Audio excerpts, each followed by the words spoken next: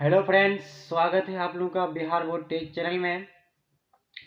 तो दोस्तों, मैं उम्मीद करता हूं कि आप लोग खैरियत से होंगे और अच्छी तरीके से बिहार बोर्ड इंटरमीडिएट की अच्छी तरीके से तैयारी कर रहे होंगे। तो दोस्तों, आज हम लोग जानने वाले हैं इंटरमीडिएट के हिस्ट्री का वीवीआई ऑब्जेक्टिव प्रश्न को। तो दोस्तों, आप लोग वीडियो के एंड तक बने रहें क्योंकि वीडियो बहुत ही इम्पोर्टेंट होने वाली है। तो आज का पहला नंबर प्रश्न है, हड़प्पा का उत्खनन किया था तो किसने किया था वो देखना है। तो ऑप्शन ए में दिया गया है जॉन मार्शल, ऑप्शन बी में दिया है R D Banerjee, option C में दिया है दयाराम साहनी, ऑप्शन डी में दिया है एस आर राव।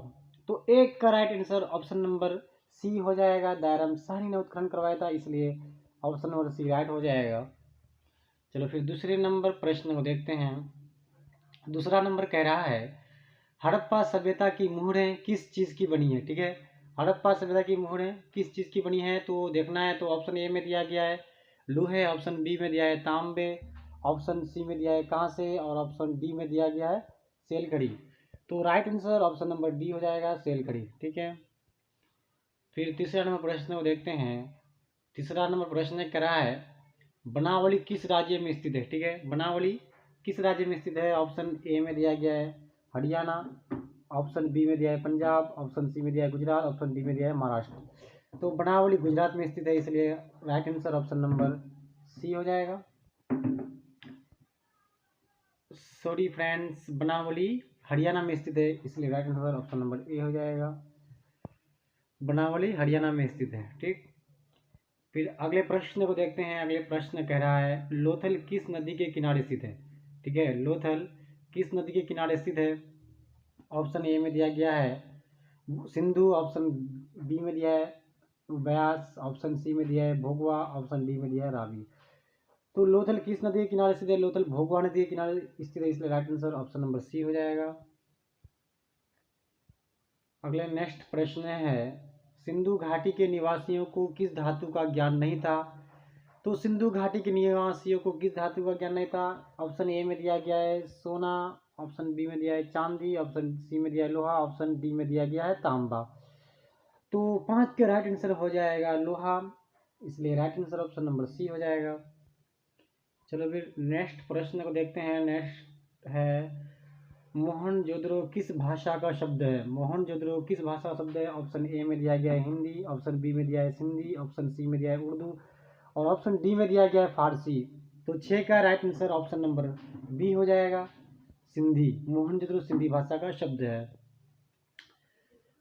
तो अगले प्रश्न को देखते हैं। क्वेश्चन नंबर 7 कह रहा है, हड़प्पा संस्कृति आधारित थी। तो हड़प्पा संस्कृति किस पर आधारित थी। ऑप्शन ए में दिया गया है व्यापार, ऑप्शन बी में दिया है कृषि पर, ऑप्शन सी में दिया है पशुपालन पर और ऑप्शन डी में दिया गया है शिकार पर। तो 7 का राइट आंसर व्यापार पर हो जाएगा। हड़प्पा संस्कृति व्यापार पर आधारित थी, इसलिए 7 का right answer option number A हो जाएगा। तो नेक्स्ट है, हड़प्पा सभ्यता के लोग किसकी उपासना करते थे। ठीक है, हड़प्पा सभ्यता के लोग किसकी उपासना करते थे। ऑप्शन ए में दिया गया है विष्णु, ऑप्शन बी में दिया है वरुण की, ऑप्शन सी में दिया है मारुति देवी की, ऑप्शन डी में दिया है इंद्र की। तो हड़प्पा सभ्यता के लोग मारुति देवी की पूजा करते थे, इसलिए right answer option number C हो जाएगा। नेक्स्ट है, हड़प्पा सभ्यता का स्वरूप है। ठीक है, हड़प्पा सभ्यता का स्वरूप क्या है। ऑप्शन ए में दिया गया है ग्रामीण सभ्यता, बी में शहरी सभ्यता और सी में दिया गया है भोजन संग्रह सभ्यता और डी में दिया गया है कबीलाई सभ्यता। तो 9 का right answer option number B हो जाएगा, शहरी सभ्यता। ठीक है, शहरी सभ्यता राइट हो जाएगा। तो नेक्स्ट है, हड़प्पा सभ्यता। हड़प्पा सभ्यता का सबसे बड़ा नगर कौन है। बहुत ही इंपॉर्टेंट क्वेश्चन। हड़प्पा सभ्यता का सबसे बड़ा नगर जो है कौन है। हड़प्पा है या मोहनजोदड़ो है या कालीबंगा है या लोथल है। तो 10 का राइट आंसर आपका हो जाएगा Mohenjodaro, option number B right हो जाएगा। नेक्स्ट है 11वां प्रश्न है, स्तूप संबंधित है। ठीक है, स्तूप किस धर्म से संबंधित है। जैन धर्म से, ऑप्शन बी में दिया है बौद्ध धर्म से, ऑप्शन सी में दिया है हिंदू धर्म से, ऑप्शन डी में दिया है सिख धर्म से। तो 11 का राइट आंसर ऑप्शन नंबर संभवतः बी हो जाएगा, संभवतः नहीं राइट है, ऑप्शन नंबर बी राइट हो जाएगा। अब 12वां प्रश्न देखते हैं। 12वां प्रश्न कह रहा है महावीर का जन्म कहाँ हुआ है। महावीर का जन्म लुम्बिनी में हुआ है, या पाओ में हुआ है, या कुंडलन वैशाली में हुआ है, या सारनाथ में हुआ है। तो 12 का right answer option number C हो जाएगा, कुंडलवन वैशाली में हुआ है। ठीक है, नेक्स्ट है 13वां प्रश्न कह रहा है मौर्य वंश का संस्थापक शासक कौन था। मौर्य वंश का संस्थापक शासक कौन था। ऑप्शन ए में दिया गया है अशोक, ऑप्शन बी में दिया गया है बिंदुसार, ऑप्शन सी में दिया है चंद्रगुप्त मौर्य, ऑप्शन डी में दिया है चंद्रगुप्त विक्रमादित्य। ठीक है, तो 13 का right answer option number C हो जाएगा, ऑप्शन नंबर सी राइट हो जाएगा, चंद्रगुप्त मौर्य। ठीक है, चंद्रगुप्त मौर्य राइट हो जाएगा। 14वां प्रश्न कह रहा है छह मंदिर की रचना कौन सी है। ठीक है, छह मंदिर की रचना कौन सी है हम लोग को देखना है। तो 14 का राइट आंसर क्या होगा। ऑप्शन ए में दिया गया है मुद्रा राक्षस, और ऑप्शन बी में दिया गया अर्थशास्त्र, और सी में दिया है विरत कथा मंजरी, और डी में दिया गया है कथा सहित सागर। ठीक है, तो आपका 14 का right answer option number C हो जाएगा, विरत कथा मंजरी। ठीक है, विरत कथा मंजरी राइट हो जाएगा। ठीक है, नेक्स्ट है आपका 15वां प्रश्न कह रहा है इंडिका किसकी रचना है। ठीक है, तो इंडिका किसकी रचना है। ऑप्शन ए में दिया गया है मेगास्थनीज, और ऑप्शन बी में दिया है चाणक्य, ऑप्शन सी में दिया है छमंदर, और ऑप्शन सी में दिया है कलहन। तो 15 का right answer option number A हो जाएगा, छमंदर। ठीक है, मेगास्थनीज राइट हो जाएगा। इंडिया किसकी रचना है, मेगास्थनीज की। बहुत इंपॉर्टेंट क्वेश्चन। नेक्स्ट है धम्म की शुरुआत किस शासक ने की। ठीक है, धम्म की शुरुआत किसने किया था हम लोग को देखना है। तो कनिष्क ने किया था, या अशोक ने किया था, या बिंदुसार ने किया था, या धर्मानंद ने किया था। तो धम्म की शुरुआत अशोक ने किया था, इसलिए right answer option number B हो जाएगा, अशोक। नेक्स्ट है 17वां प्रश्न कह रहा है किस गुप्त शासक को लिच्छवी द्रोहित्र कहा जाता है। ठीक है, किस शासक को लिच्छवी द्रोहित्र कहा जाता है। ऑप्शन ए में दिया गया है संपर्कगुप्त, और ऑप्शन बी में दिया है चंद्रगुप्त, और ऑप्शन सी में दिया है कुमारगुप्त, और ऑप्शन डी में दिया है संघगुप्त। तो 17 का राइट आंसर क्या हो जाएगा। 17 का राइट आंसर आपका हो जाएगा ऑप्शन नंबर ए समुद्रगुप्त हो जाएगा। ठीक है, ऑप्शन नंबर ए राइट हो जाएगा। नेक्स्ट है 18वां प्रश्न कह रहा है गुप्त काल में हस्ती सेना का प्रधान को क्या कहते हैं। ठीक है, ऑप्शन ए में दिया गया है महासंधि गिरिक, ऑप्शन बी में दिया है महाशरोपति।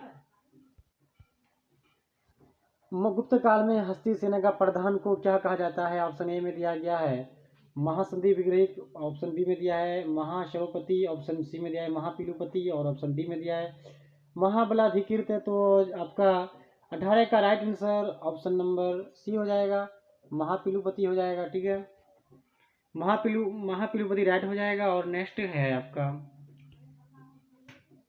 अगला प्रश्न कह रहा है निम्न में से महिला संत थी, मीरा थी, या अंडाल थी, या कराईकल थी, या इनमें से सभी थी।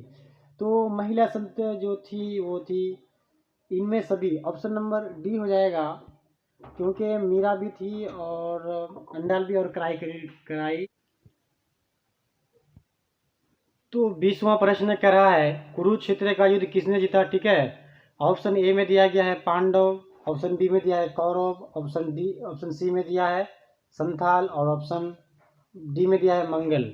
तो कुरुक्षेत्र का युद्ध किसने जीता था, पांडव ने जीता था। ठीक है, इसलिए right answer option number A हो जाएगा, पांडव। ठीक है, नेक्स्ट प्रश्न है 5 पांडवों में सबसे बड़ा पांडव कौन था। ऑप्शन ए में दिया गया है भीम, ऑप्शन सी में दिया गया अर्जुन, ऑप्शन सी में दिया गया युधिष्ठिर, ऑप्शन डी में दिया है नकुल। तो 5 पांडवों में सबसे बड़ा पांडव जो था वो था युधिष्ठिर। ठीक है, युधिष्ठिर था, इसलिए ऑप्शन नंबर सी राइट हो जाएगा। नेक्स्ट प्रश्न है पंचाली किसका उपनाम था। ठीक है, पंचाली किसका उपनाम था। ऑप्शन ए में दिया गया द्रौपदी, ऑप्शन बी में दिया है कुंती, ऑप्शन सी में दिया है गांधारी, और ऑप्शन डी में दिया है इनमें से कोई नहीं। तो पंचाली किसका उपनाम था? गांधारी का। ठीक है, इसलिए right answer option number C हो जाएगा। ठीक है, नेक्स्ट है संकर्षण किसका दूसरा नाम था? ठीक है, ऑप्शन ए में दिया गया है कृष्ण, ऑप्शन बी में दिया है बलराम, ऑप्शन सी में दिया है भीम, ऑप्शन डी में दिया गया है जरासंध। ठीक है, तो 23 का राइट आंसर आपका हो जाएगा ऑप्शन नंबर बी बलराम। ठीक है, बलराम राइट हो जाएगा। नेक्स्ट प्रश्न है 24वां प्रश्न कह रहा है भीष्म पितामह का मूल नाम क्या था? ठीक है, ऑप्शन ए में दिया गया है वायुपुत्र। ठीक है, ऑप्शन बी में दिया है जरासंध, ऑप्शन सी में दिया है देवव्रत, ऑप्शन डी में दिया है धृतराष्ट्र। तो 24 का right answer option number C हो जाएगा देवव्रत। ठीक है, देवव्रत राइट हो जाएगा। और नेक्स्ट है 25वां प्रश्न कह रहा है सबसे पहले अवतारवाद सिद्धांत का निरूपण कहाँ किया गया? सबसे पहले अवतारवाद सिद्धांत का निरूपण कहाँ किया गया? तो ऑप्शन ए में दिया गया है मनुस्मृति, ऑप्शन बी में दिया है सामवेद, ऑप्शन सी में दिया गया है ऋग्वेद, ऑप्शन डी में दिया है भागवत गीता। तो अवतारवाद सिद्धांत सबसे पहले भागवत गीता में किया गया था, इसलिए right answer option number D हो जाएगा। नेक्स्ट है महाभारत की रचना किस भाषा में हुई है? महाभारत की रचना किस भाषा में हुई है? ऑप्शन ए में दिया है संस्कृत, ऑप्शन बी में दिया है पाली, ऑप्शन सी में दिया है प्राकृत, ऑप्शन डी में दिया गया हिंदी। तो महाभारत की रचना संस्कृत भाषा में हुई है, इसलिए right answer option number A हो जाएगा। ऑप्शन नंबर ए राइट हो जाएगा संस्कृत। 27वां प्रश्न कह रहा है चंद्रगुप्त मौर्य की मृत्यु कहाँ हुई? चंद्रगुप्त की मृत्यु कहाँ हुई? तो ऑप्शन ए में दिया गया है तक्षशिला में, ऑप्शन बी में दिया है श्रवण बेलगुड़ा में, ऑप्शन सी में दिया है काशी, और ऑप्शन डी में दिया गया है मथुरा। तो चंद्रगुप्त की मृत्यु जो हुई थी श्रवण बेलगुड़ा में हुई थी, इसलिए right answer option number B हो जाएगा। नेक्स्ट है चंद्रगुप्त मौर्य किस धर्म को मानने वाले थे? चंद्रगुप्त मौर्य किस धर्म? ऑप्शन ए में दिया गया है हिंदू, ऑप्शन बी में दिया गया है मुस्लिम, ऑप्शन सी में दिया गया है जैन, और ऑप्शन डी में दिया गया है बौद्ध।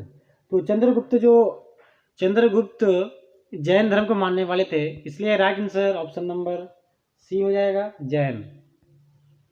नेक्स्ट है 29वां प्रश्न कह रहा है कि अशोक किस धर्म को मानता था? ऑप्शन ए में दिया गया बौद्ध, ऑप्शन बी में दिया गया जैन, ऑप्शन सी में दिया गया वैष्णव, ऑप्शन डी में दिया गया मुस्लिम। तो अशोक जो थे अशोक बौद्ध धर्म को मानने वाले थे। ठीक है, अशोक बौद्ध धर्म को मानते थे, तो इसलिए right answer option number A हो जाएगा। नेक्स्ट है 30वां प्रश्न कह रहा है मौर्य वंश का अंतिम राजा कौन था? मौर्य वंश का अंतिम राजा कौन था? ऑप्शन ए में दिया गया है अशोक, और बी में दिया गया है कुणाल, और ऑप्शन सी में दिया गया है संप्रति, और ऑप्शन डी में दिया गया है वीरदर्थ। तो मौर्य वंश का अंतिम राजा जो था वो था वीरदर्थ, इसलिए right answer option number D हो जाएगा वीरदर्थ। नेक्स्ट है वासुदेव कृष्ण किस वंश के थे? ऑप्शन ए में दिया गया है मौर्य, ऑप्शन बी में दिया गया है गुप्त, ऑप्शन सी में दिया गया वृष्णि, ऑप्शन डी में दिया गया है सातवाहन। तो 31 का right answer option number C हो जाएगा वृष्णि राइट हो जाएगा। नेक्स्ट है कबीर का जन्म कब हुआ? ठीक है, बहुत ही इंपॉर्टेंट क्वेश्चन है। कबीर का जन्म कब हुआ? ऑप्शन ए में दिया गया है 1325, ऑप्शन बी में दिया गया है 1425, और ऑप्शन सी में दिया गया है 1475, ऑप्शन डी में दिया गया है 1525। तो कबीर का जन्म 1425 को हुआ था, इसलिए right answer option number B हो जाएगा 1425। 33वां प्रश्न कह रहा है रामानंद के गुरु थे।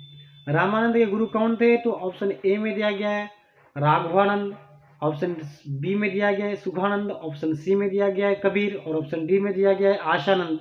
तो रामानंद के गुरु कौन थे? सुखानंद, इसलिए 33 का right answer option number B हो जाएगा सुखानंद। ठीक है, नेक्स्ट है 33 का right answer option number A हो जाएगा राघवानंद। ठीक है, राघवानंद राइट हो जाएगा।